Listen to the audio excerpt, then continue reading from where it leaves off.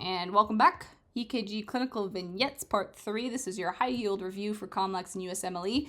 This was brought to a lot of feedback saying, we love learning EKGs. EKGs are great. Obviously, I'm a big fan. But we really need to know how to apply it. And we need to know how to apply it for the test. So that is what this is aimed to do. If you need more time, take your breaks as you need them throughout the presentation. But let's get started. All right, you have a 22-year-old man, recurrent episodes of palpitations. What do you see? All right, what condition is shown? Yeah, hopefully you said Wolff-Parkinson-White syndrome.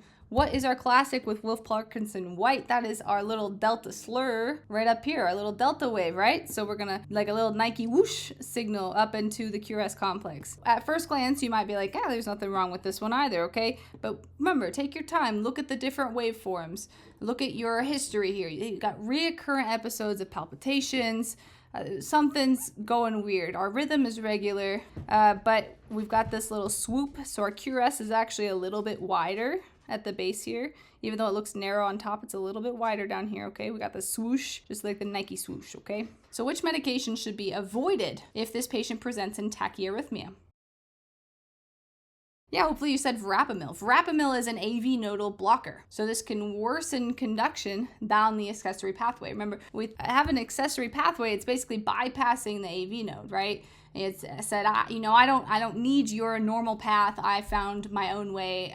I'm going to find my own way. And if you then block the AV node, you're just really encouraging this abnormal pathway to be the primary. So do not give anything that would affect your AV node if you have WPW. Okay, you have a 72-year-old man with hypertension and hyperlipidemia, presents with a severe crushing substernal chest pain that began 45 minutes ago while he was shoveling snow. This is a classic. The pain radiates to his left arm and jaw and is associated with diaphoresis, nausea, and shortness of breath. He appears pale and anxious. Blood pressure is 158/92, pulse 104 beats per minute, and oxygen saturation is 92% on room air. Thinking in your mind, think of the differentials, what is going on with this patient. It's an MI. I think you can get there. You got crushing, chest pain, diaphoresis, the whole picture. It's a classic MI. But which type of MI is this pattern most consistent with? This is EKG. Okay, what do you got?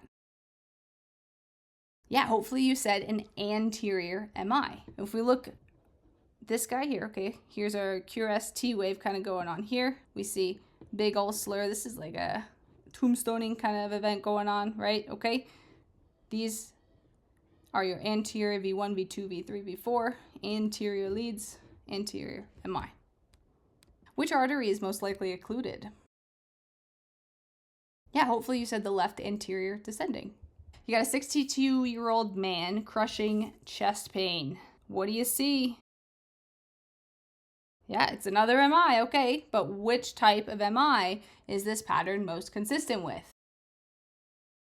Yeah, hopefully you said the inferior MI. We're going to look at lead 2, lead 3, and AVF. We see elevated, elevated, elevated. In this pattern, we see reciprocal changes, inferior MI. Which artery is most likely occluded?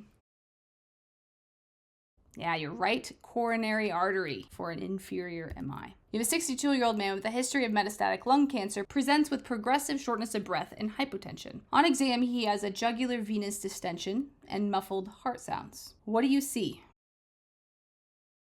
What is the most likely diagnosis? Yes, cardiac tamponade. We have electrical alternans. I think this one's really cool, but you see this varying peak in the R to R interval, okay? We have high, we have low, we have high, we have low, and it goes up and down and up and down and up and down, alternating of the electrical amplitude. And that is classic. It happens with cardiac tamponade. What is the most important immediate treatment here? Yeah, cardiac tamponade is bad. We do not want anything constricting the heart, making it so that the heart cannot pump. So we do an emergent pericardiocentesis. We take the fluid from the pericardial sac, relieve the pressure on the heart, and allow the ventricles to fill properly. And that restores the cardiac output and the blood pressure. A 13-year-old boy suddenly loses consciousness while playing in a soccer tournament. The patient has had 2 episodes of syncope without a discernible trigger over the past year. He's been otherwise healthy. His father died suddenly at the age of 37. He reports lightheadedness and suddenly loses consciousness when the physical exam is attempted. Radial pulses are not palpable. An EKG shows ventricular tachycardia with peaks of the QRS twisting around the isoelectric line. Now, what do you think it is? What is the EKG arrhythmia described? Yes, torsade de poids. We talked about that. It's the twisting of the points. That is literally what it means. So when they say an EKG shows ventricular tachycardia with the peaks of the QRS twisting around the isoelectric line, you can picture that in your head. You do not even need to see the beautiful ribbon pattern on an EKG. You know that that is torsade de poids, which is the most likely underlying cause of the patient's condition. Yeah, a mutation of myocardial potassium channels. We have a 55-year-old female brought into the ED complaining of acute onset of weakness and difficulty with speaking. The weakness started less than an hour ago, but seems to be getting worse. She's got a history of hypertension. She takes aspirin and amlodipine daily. On physical exam, she's hypertensive, but otherwise within normal limits. Exam of the head and neck are normal. Cardiac exam reveals an irregular rhythm with a normal heart sounds and no murmurs. The neurological exam reveals the patient is alert and follows command, but she's got dysarthria. She has a right facial droop, weakness in the right arm and leg, and a gazing preference to the left. Lab results show here. So what do you think the most likely etiology is? Yeah, we talked about this, right? This is atrial fibrillation. What happens with atrial fibrillation? Why is that? What caused this? What does she have? She had a stroke. What causes strokes? Clot in the brain, right? So atrial fibrillation, we've got that stasis of blood within the atria, forms a thrombus, shoots out the heart as an embolus up to the brain, and you get a stroke. And that is how it happens, and that is why we care very much about AFib, and we care very much about anticoagulation. A 24-year-old female presents to the ED after she fainted during a volleyball practice 90 minutes ago. She reports that she was practicing as normal when she began to feel as if her heart was beating very fast, and then she woke up on the ground. Her teammates report that she fell to the ground but quickly regained consciousness after falling. She was confused only for a few seconds after waking up, and then she was clear and coherent. She did not display any rhythmic movements while unconscious and did not lose control of her bladder. That's important. Currently, she has no symptoms. She has no significant past medical history, takes no medications, no family history of cardiac disease. She drinks 2 to 3 alcoholic drinks 2 times per week and denies smoking and illicit drug use. Physical exam reveals her blood pressures and heart rate. Cardiovascular and neurologic exams are normal. An EKG demonstrates a normal rate with a regular, shortened PR interval, widened QRS complex with initial slurring of the R wave upstroke. The most likely cause of this patient's syncope is what?